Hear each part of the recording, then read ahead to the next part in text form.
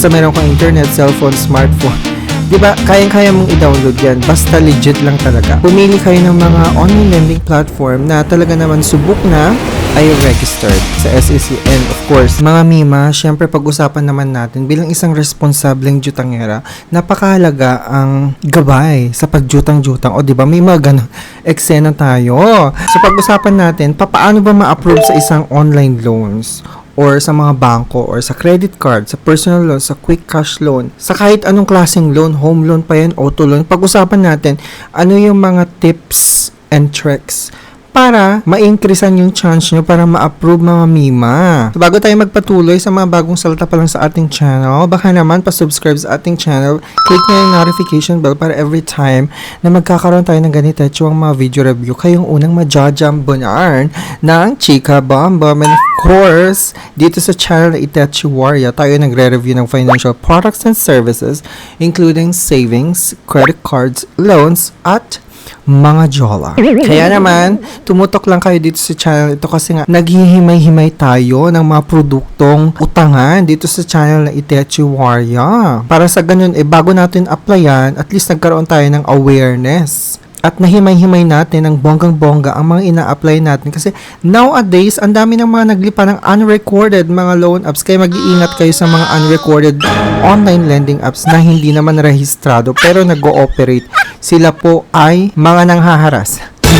Ganun agad. Oo, nanghaharas talaga sila. Kaya naman, napakahalaga bilang isang responsableng jutangera or part ng pagiging responsableng jutangera when it comes to financial literacy, syempre, nakaangkla na dyan yung pagre-research natin. Doing our own research, di ba, matters talaga naman. Kaya ipagpatuloy na natin. So, Team Marcos, lagi na lang ako nare-reject sa mga online pautangan at pati sa bangko, credit card. Bakit ganon? Ano bang nangyayari? Feeling ko naman good payer po ako at saka maganda naman po yung credit score ko. Pero bakit nare-reject pa rin ako? Anong nangyayari? Baka naman tulungan mo naman ako, Team Marcos. Disclaimer lang po, hindi po ako financial advisor or any expert when it comes to finances.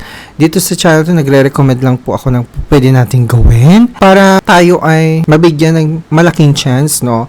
Para ma-approve based na rin sa aking experience. Base sa ating pagre-research, part ng aking pagre-research regarding loan approval guide dito sa ating bansa kasi magkakaiba naman po yung sitwasyon or scenario natin sa ibang bansa like in the US. So, nabanggit ko na to sa inyo many times before na I've worked as a call center agent and I had an account na hinahawakan before na financial, which is credit card application. And I know how the process works when it comes to credit card application, how they run the credit. Diba kapag nag-apply yung aming customer, syempre, they have to check their credit standing, run their credit through major credit bureaus, TransUnion, Equifax, at saka meron pa yung isa. Talaga naman, naibabahagi ko itong mga little kaalaman when I was still a call center agent. So, applying for a loan app in the Philippines is easy. Alam naman natin yan. Magda-download ka sa App Store, Play Store. Basta meron kang internet, cellphone, smartphone. Diba, kayang-kaya mong i-download yan. Basta legit lang talaga. But getting approved is not always guaranteed. Totoo yan. Many borrowers experience rejection because lenders carefully evaluate risk before approving loans.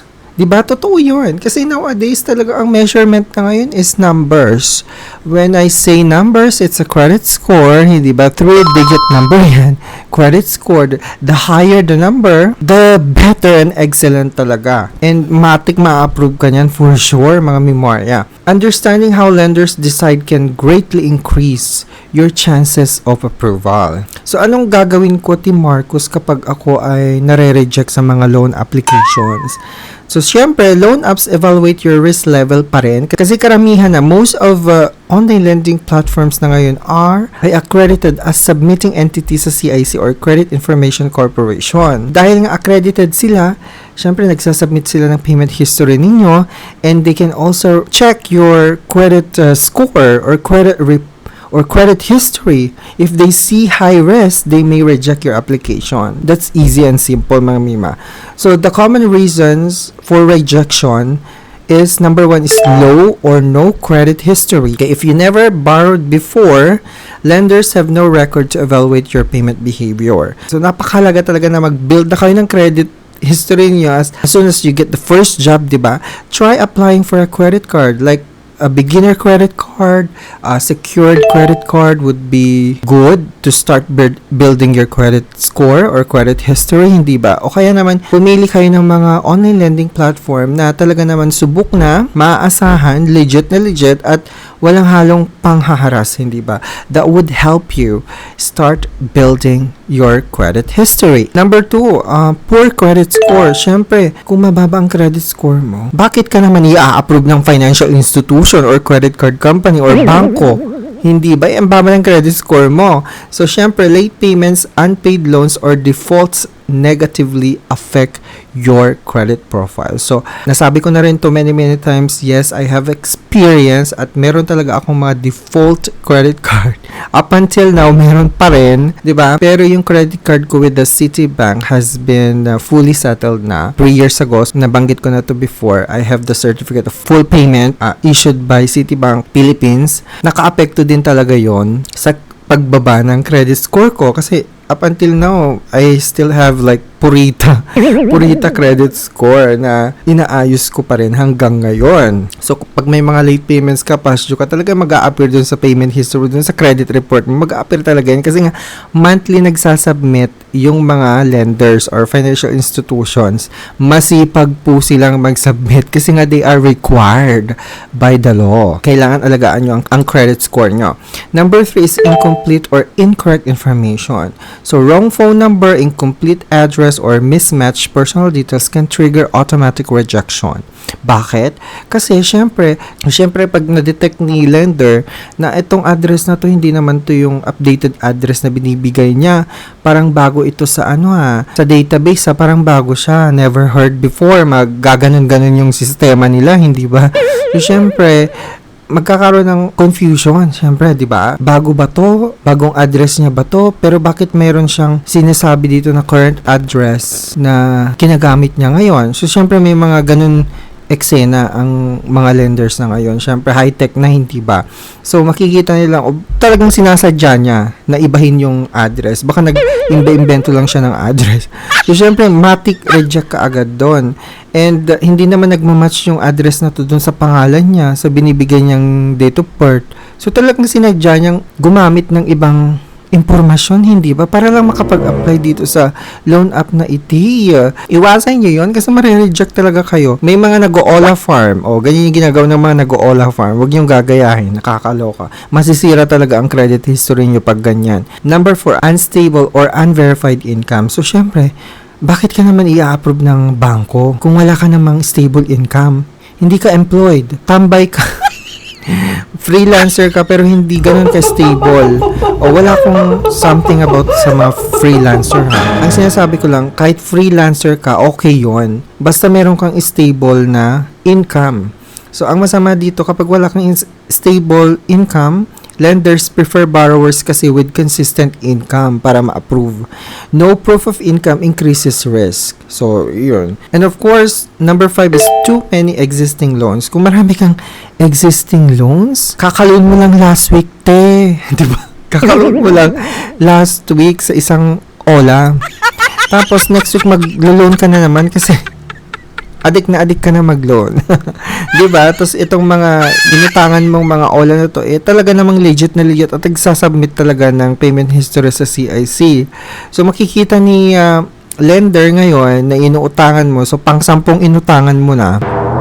Dami namang loan nito. So, talagang magkakaroon ng risk yan sa approval mo. So, if you already have multiple active loans, lender may see you as over-leverage. O, di may ganon. Ang arte naman nito.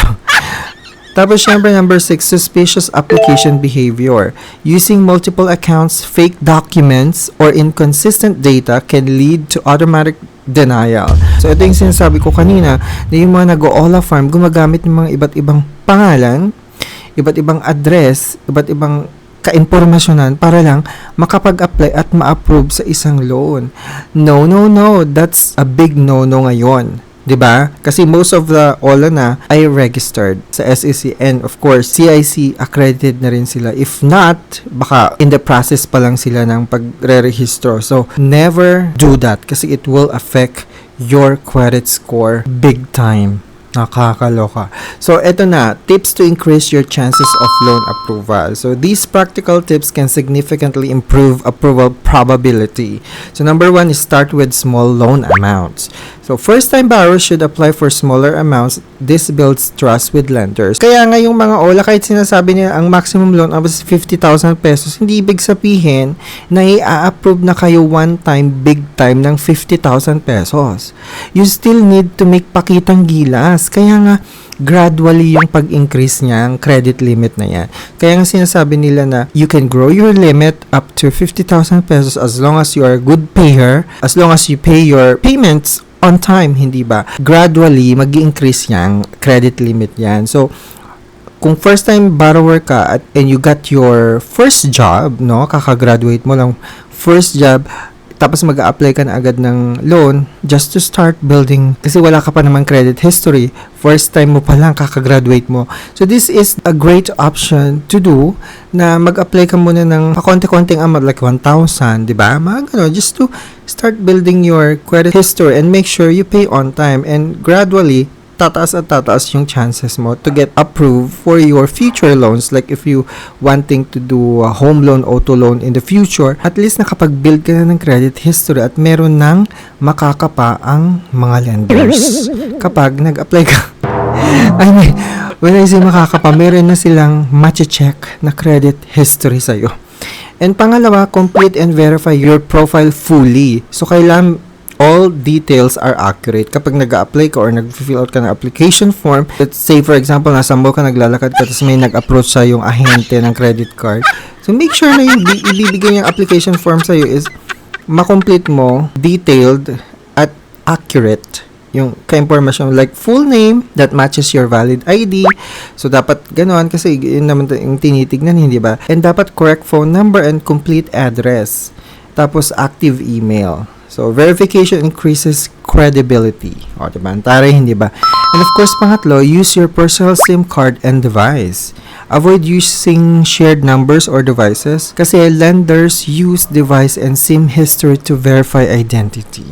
O, diba? Alam niyo naman na meron na tayong SIM Registration Act, hindi ba? So, kapag nakita nila or na-detect nila na iba yung number na gamit mo, hindi pala naka-tie up sa personal information mo, malamang mare-reject ka at magbibigay yun ng impression sa kanila ay hindi tama itong binibigay niyang impormasyon sa atin o X to. O, diba? And of course, show stable income. So, when you apply for a loan or any type of loans, provide proof if available like payslip, okay, bank statements, employment information, business records kung self-employed ka to back your stable income and reduces lender risk. And panglima, pay existing loans on time. So kung may mga existing loans kayo, multiple loans na active, your repayment behavior is the most important factor for future approvals daw. So even one late payment can affect your next loan. So never be late. Kung malilate ka man, okay lang kapag 2 days or 3 days, pero wag mo nang tagalan ng isang buwan or taon, hindi ba? Nakakaloka, talagang bagsak talagang credit score mo dahil pag ganon. So, pang-anim, avoid applying too many apps at once. Diba? So, lahat na in-apply mo, nasabing legit, o diba, may mga nag-recommend sa'yo, in-apply mo na agad dahil. Multiple applications in a short time may signal financial distress and lower your approval chances. Huwag mo namang gawing one time, big time, or isang arawan yung pag-apply mo ng mga loan apps. Gawin mo namang monthly interval. Mga ganon. Di ba, hindi yung isang araw, 10 loan apps na in-apply mo dahil. Okay? So, napaka-importanteng reminders to na kapag mag-a-apply tayo before apply, as always na sinasabi ko sa inyo, do your own research, i-check nyo muna kung rehistrado ito sa SEC bago applyan. And of course, tanungin nyo, i-assess nyo yung sarili nyo, kahit 3 tanong lang sa sarili ninyo, kailangan ko bang applyan talaga ito? Bakit ko a-applyan? Para saan ba itong uutahin ko na to? Kailangan ko na ba? Kaya ko bang bayaran yung monthly payments? Yung mga katanong kailangan ito sa sarili before you apply for a loan. And that's being part of responsible jutangera. Pero sa mga hindi na-approve, okay lang yan kasi may mga alternative cash loan options naman tayo. You might wanna check my comment section. May mga links po ako dito ng legit at safe na mga online loans na pwedeng yung utangan or i-reconsider. But before applying again, do your own research. At the end of the day, kayo pa rin nang magde-decide kung a-apply nyo or not. Anyways, maraming salamat mga Memoria. Don't forget to subscribe. Till our next video. Bye!